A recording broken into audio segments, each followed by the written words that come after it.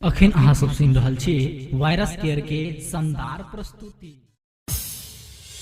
Recording by planet music. Mayra के करे जवाने छुड़िया के जा डीजे गुड्डूराज मायरा के करे जवाने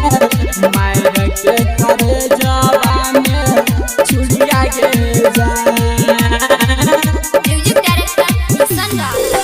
बुझली नहीं दर्द खोजल लही मारद चल गलही काल्हे भोर हरिया गे जान बुझली नहीं दर्द खोजल लही मारद चल गलही काल्हे भोर हरिया गे जान भेल कौन कसूरा बागे गेल तू ससुराबा मायर के करे जबा में छुड़िया गे जान भेल कौन कसूरा बागे गेल ही ससुराबा मायर के करे जबा में छुड़िया गे जान डीजे गुड्डूराज करे जबा में मायर के करे जबा में छुड़िया गे जान। अभी आप सुन रहे हैं प्लैनेट म्यूजिक की शानदार प्रस्तुति। तोरा देखैले सुना नगे सोना रोज तोरा पतैना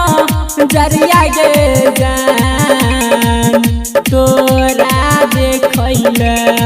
सुना नगे जानू रोज तोरा पतैना जरिया गे जान मैरा जे बजिया बौनै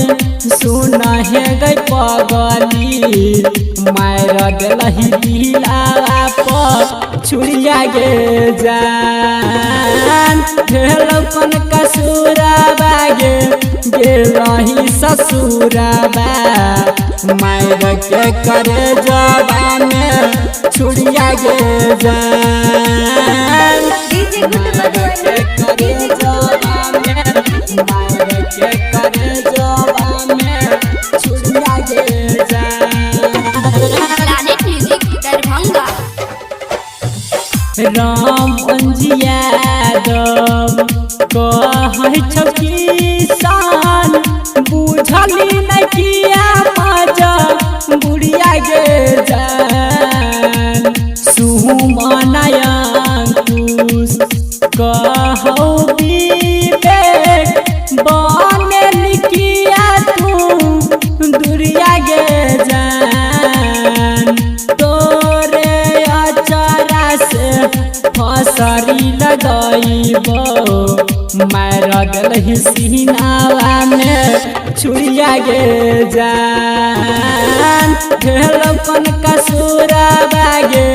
गेलही ससुराबा मायर के करे जबा में छुड़िया गे जान